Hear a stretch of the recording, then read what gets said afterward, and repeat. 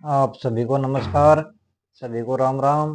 आप देख रहे हैं भारत शिक्षा मित्र यूट्यूब चैनल और मैं हूँ राधेश्याम कसवा। आज का हमारा टॉपिक है यूजीसी नेट हिंदी इकाई 2 आधुनिक काल में प्रगतिवाद। इससे पहले भारतेंदु युग, द्विवेदी युग, छायावाद ये सब देख लिया है हमने। अगर आपने नहीं देखा है तो पिछली वीडियो देख लें जी। प्रगतिवाद में हम देखेंगे इसकी विशेषताएं, इसके प्रमुख कवि, उनकी कविताएं और अंत में एमसीक्यू देखेंगे इसके। तो परीक्षा के लिए अत्यंत उपयोगी हैं, कई बार पूछे जा चुके हैं। आइए शुरू करते हैं।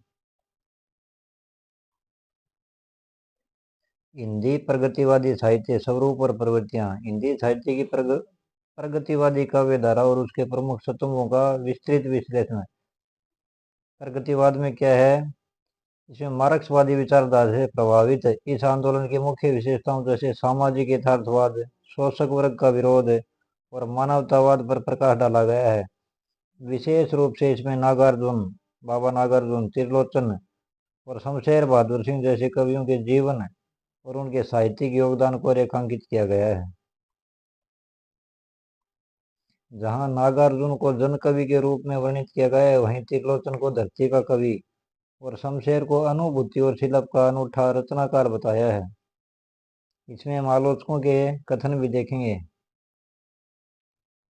प्रगतिवाद इसका समय है। प्रगतिवाद का समय और उद्भव। हिंदी साहित्य के इतिहास में प्रगतिवाद का मुख्य समय 1936 से 1943 ईस्वी तक माना जाता है। 1936 से पहले छायावाद था। प्रगतिशील लेखक संघ की स्थापना। इसकी स्थापना 1935 में पेरिस में E.M. फोस्टर की अध्यक्षता में हुई थी। भारत की ओर से सज्जाद जहीर और मुल्क राज आनंद ने जुलाई 1935 में लंदन में भारतीय प्रगतिशील लेखक संघ का गठन किया और इसके अध्यक्ष मुंशी प्रेमचंद थे। प्रथम अधिवेशन कब हुआ प्रगतिवाद? भारत में प्रगतिशील लेखक संघ का पहला सम्मेलन अप्रैल 1936 में लखनऊ में हुआ था। आपको ये स्थान भी याद रखना है, कहाँ हुआ था? लखनऊ में। कब हुआ था? अप्रैल 1936 में, जिसकी अध्यक्षता मुंशी प्रेमचंद ने की थी। यहीं से हिंदी में प्रगतिवादी आंदोलन की औपचारिक शुरुआत मानी जाती है।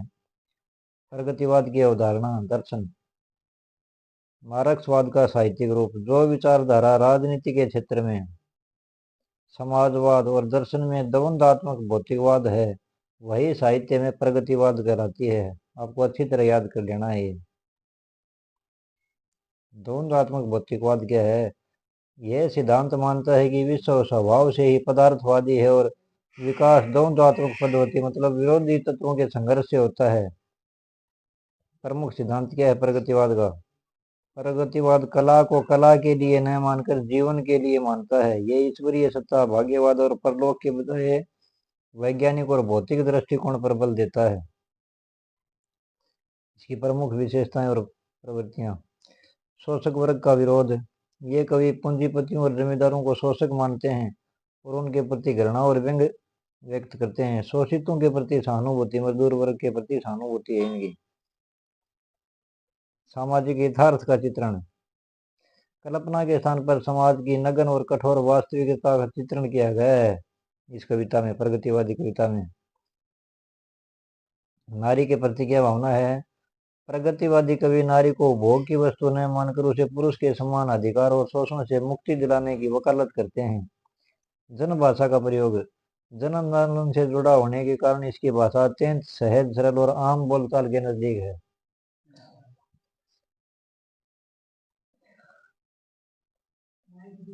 रूढ़ विरोध व क्रांति का शब्द। यह विचारधारा पुरानी गड़ी सड़ी परंपराओं को तोड़कर क्रांतिकारी बदलाव के माध्यम से समतावादी समाज की स्थापना चाहती है। रूढ़ियों का विरोध करती है मतलब। प्रमुख प्रगतिवादी कवि और उनकी रचनाएं। प्रमुख काव्य रचनाएं विशेष थे। केदारनाथ अग्रवाल, इनकी कविता है युग की गंगा, नींद के बादल, फूल नहीं रंग बोलते हैं, आग का आईना, गुल मेहंदी, ए पुरवा, बसंती हवा और चंद्र गहना से लौटती बेर। केदारनाथ अग्रवाल। इन्हें बालेंदु उपनाम से भी जाना जाता है। ये मूलतः किसानी संवेदना के कवि हैं। परीक्षा में ऐसे भी पूछ लिया जाता है किसानी संवेदना के कवि कौन से हैं, तो केदारनाथ अग्रवाल। नागार्जुन, इनकी कविता है युगधारा, सतरंगे पंखों वाली, भस्मांकुर, तालाब की मछलियां। इन्हें जन कवि कहा जाता है। इन्होंने शोषकों पर तीखे व्यंग किए हैं। त्रिलोचन, धरती, दिगंत, गुलाब और बुलबुल, उस जनपद का कवि हूँ, ताप के ताए वे दिन। इन्हें धरती का कवि कहा जाता है। हिंदी में सोनेट छंद के लिए प्रसिद्ध हैं। कौन? त्रिलोचन सिंह जी। शिव मंगल सिंह सुमन, इलोल, जीवन के गान, प्रलय सृजन, विश्वास बदलता ही गया। इनकी रचनाओं में ओज और क्रांति का मुखर स्वर है। शिव मंगल सिंह सुमन। शमशेर बहादुर सिंह, कुछ कविताएं, कुछ और कविताएं, इतने पास अपने, चुका भी हूं नहीं मैं। इन्हें कवियों का कवि कहा जाता है, शमशेर बहादुर को। ये प्रगतिशील तरई के सदस्य हैं। अन्य कवियों में रामविलास शर्मा, रांगे राघव और नरेंद्र शर्मा के नाम भी उल्लेखनीय हैं। अपने नेट परीक्षा के लिए महत्वपूर्ण क्या है? प्रगतिशील तरई। तरई में है नागार्जुन, त्रिलोचन और शमशेर बहादुर सिंह को हिंदी कविता की प्रगतिशील तरई माना जाता है। प्रेमचंद का कथन क्या है इस बारे में? 1936 के सम्मेलन में उन्होंने कहा था, साहित्य केवल मनोरंजन की वस्तु नहीं है, उसे हमारी सभ्यता का पथ प्रदर्शक होना चाहिए। बहुत इंपॉर्टेंट कोटेशन है, परीक्षा में पूछी भी जा चुकी है।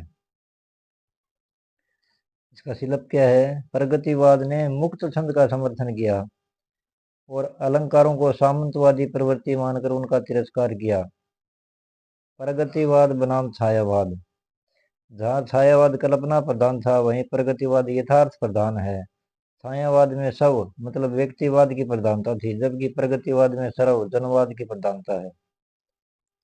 शव और सर्व, व्यक्तिवाद और जनवाद। प्रमुख आलोचकों के महत्वपूर्ण कथन देखते हैं जी। प्रगतिवाद पर कथन, सुमित्रानंद पंत जी ने क्या कहा है? छायावाद के शून्य सूक्ष्म आकाश में कल्पना की उड़ान भरने वाली कविता को जनजीवन के यथार्थ चित्र अंकित करने के लिए एक हरी भरी ठोस पृथ्वी की आवश्यकता थी। प्रगतिवाद ने साहित्य को पूर्णतः जनजीवन के साथ जा मिलाया। रामविलास शर्मा जी ने क्या कहा? प्रगतिशील साहित्य जनता के हित को प्रतिबिंबित करता है। यह उत्कृष्ट रूप में राष्ट्रीय और जनवादी है। नंद दुलारे वाजपेयी क्या कहते हैं? वह साहित्य मूल्यवान है जो उक्त वास्तविकता के प्रति सजग और संवेदनशील है। जो साहित्य सामाजिक वास्तविकता से जितना ही दूर होगा, वह उतना ही काल्पनिक और प्रतिक्रियावादी कहा जाएगा। नंद दुलारे वाजपेयी की कोटेशन है ये। हजारी प्रसाद द्विवेदी जी क्या कहते हैं? प्रगतिशील आंदोलन बहुत महान उद्देश्य से चालित है। इसमें सांप्रदायिक भाव का प्रवेश नहीं हुआ है। सांप्रदायिक भाव आप समझ गए होंगे। केदारनाथ अग्रवाल पर कथन क्या क्या कहा है आलोचकों ने? केदारनाथ अग्रवाल के बारे में रामविलास शर्मा जी कहते हैं, पिछले 30-40 साल में जिन कवियों की रचनाओं में राजनीति की निर्णायक भूमिका रही, वे हैं केदारनाथ अग्रवाल और नागार्जुन। इन्होंने केदारनाथ की कविताओं को शर्म का सूरज भी कहा है। शर्म का सूरज किसकी कविताओं को कहा है? केदारनाथ अग्रवाल की कविताओं को। किसने कहा? रामविलास शर्मा ने। डॉक्टर शिव कुमार मिश्र, इन्हें मूलतः किसानी संवेदना का कवि मानते हैं। किसको? केदारनाथ अग्रवाल को। विश्वनाथ प्रसाद मिश्र क्या कहते हैं? केदारनाथ अग्रवाल अपनी सौंदर्य चेतना और सूक्ष्म चित्रण शक्ति के कारण प्रगतिवाद के दायरे को लांघ जाते हैं और अपना एक दूसरा काव्य संसार भी उजागर करते हैं। ये कोटेशन ध्यानपूर्वक याद करनी है, आपको समझनी है, क्योंकि परीक्षा में बार बार पूछी जाती हैं ये ऐसी। त्रिलोचन पर क्या कहा है आलोचकों ने? गजानन मानव मुक्तिबोध ने कहा है, उसमें चीख पुकार या टास का आलोढ़न नहीं है। कवि की प्रगतिशीलता टासपूर्ण आंतरिक शक्ति पूर्ति के रूप में नहीं आई है, वरन कवि के अपने जीवन संघर्ष से मंद कर घिसकर तैयार हुई है।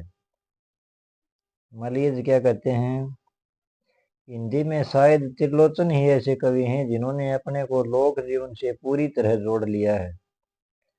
मैनेजर पांडे क्या कहते हैं, दूसरों के लिए संघर्ष विशेषण है, लेकिन त्रिलोचन के लिए वह संज्ञा है। शमशेर बहादुर, उद्धरण, योग्य ज्ञान मर्म और अनुभूति से भरी सहज ही जितनी पंक्तियां अकेले त्रिलोचन के यहाँ से संकलित की जा सकती हैं, उतनी खड़ी बोली के किसी और दूसरे हिंदी कवि के यहाँ से नहीं की जा सकती। नागार्जुन पर कथन, नागार्जुन के बारे में डॉक्टर रामविलास शर्मा ने कहा, इस बात में तनिक भी अतिशोक्ति नहीं है, मतलब बढ़ा चढ़ाकर नहीं कही गई है कि तुलसीदास के बाद नागार्जुन अकेले ऐसे कवि हैं जिनकी कविता की पहुंच किसानों की चौपाल से लेकर काव्य रसिकों की गोष्ठी तक है। डॉक्टर विश्वनाथ प्रसाद तिवारी जी क्या कहते हैं, इनकी क्या कोटेशन है, नागार्जुन अपनी कविताओं में उस अभिजात मानसिकता का विरोध करते हैं जो मामूली आदमी की उपेक्षा करती है। अब इसके एमसी को देखते हैं जी, जो परीक्षा की दृष्टि से बहुत महत्वपूर्ण है।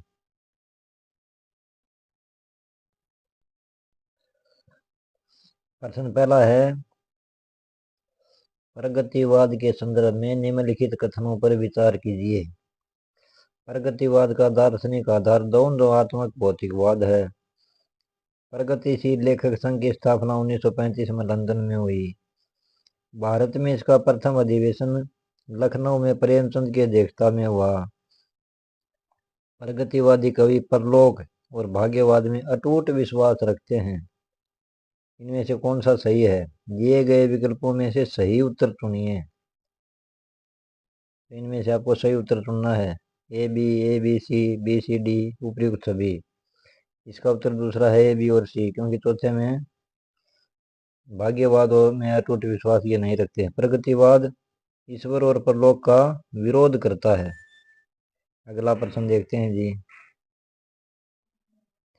दूसरे महायुद्ध के दौरान और बाद में 1957 तक भारत के स्वतंत्रता आंदोलन को जिस कवि ने सबसे शक्तिशाली ढंग से प्रतिबिंबित किया वह केदारनाथ अग्रवाल हैं। यह कथन किसका है, डॉक्टर नगेंद्र शुक्ल जी, रामविलास शर्मा, शिवदान सिंह चौहान। तो ये कथन है डॉक्टर रामविलास शर्मा जी का। प्रश्न 3, सूची 1 को सूची 2 से मिलाइए। सूची 1 में है कवि, सूची 2 में उनके उपनाम। नागार्जुन धरती कवि, केदारनाथ अग्रवाल जन कवि, त्रिलोचन सिंह कवियों कवि, शमशेर बहादुर सिंह बालेंदु। इसमें से आपको सही विकल्प देख के मिलाना है, क्या है, इसका उत्तर लिखा है 1। अगला प्रश्न देखते हैं जी, त्रिलोचन के संदर्भ में मुक्तिबोध का कौन सा विचार सही है।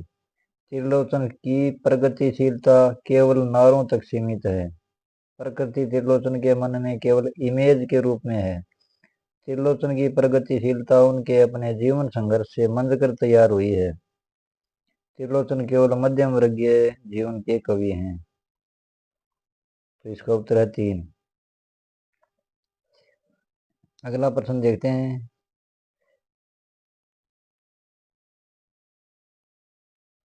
निम्नलिखित रचनाओं को उनके प्रकाशन वर्ष के अनुसार सही क्रम में लगाइए। धरती, युग की धारा, कुछ कविताएं, सतरंगे पंखों वाली। तो ये आपको इनका प्रकाशन वर्ष क्रम से लगाना है। युग की धारा 1947, धरती 1945, कुछ कविताएं 1959। प्रश्न 6, अभिकथन ए और तरकार। प्रगतिवादी कवियों ने अलंकारों और छंदों का तिरस्कार किया। इसका तर्क है, वे अलंकारों को सामंतवादी प्रवृत्ति का द्योतक और संदेश के मार्ग में बाधा मानते थे। मुझे तो ये दोनों ही सही लगते हैं। इसका उत्तर है 3। ए और आर दोनों सही हैं और आर ए की सही व्याख्या है। अगला प्रश्न है, कागज की आजादी मिलती ले लो दो दो आने में। यह प्रसिद्ध पंक्ति किस प्रगतिवादी कवि की है? नागार्जुन की।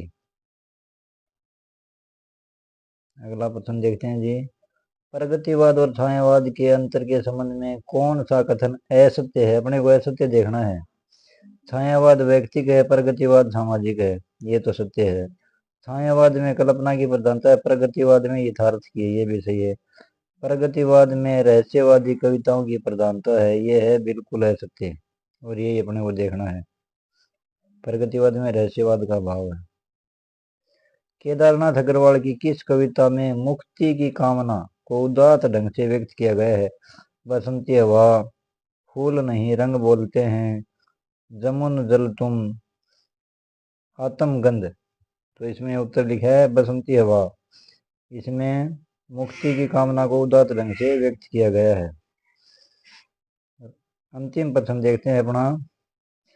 शमशेर बहादुर सिंह को प्रगतिशील तरीके के अलावा और किस साहित्यिक धारा से जोड़ा जाता है? शमशेर बहादुर को नई कविता, प्रयोगवाद, छायावादोत्तर कविता, उपयुक्त छवि। इसका उत्तर है उपयुक्त छवि। आप सबका धन्यवाद जी। अगर वीडियो पसंद आए तो कृपया लाइक, शेयर एवं सब्सक्राइब कर दें जी। मिलते हैं अगले वीडियो में। और एक विशेष बात, अगर इस वीडियो में कुछ समझ में न आए तो आप ब्लॉग पर देख सकते हैं, जिसका लिंक इस वीडियो के डिस्क्रिप्शन में दे दिया गया है। धन्यवाद।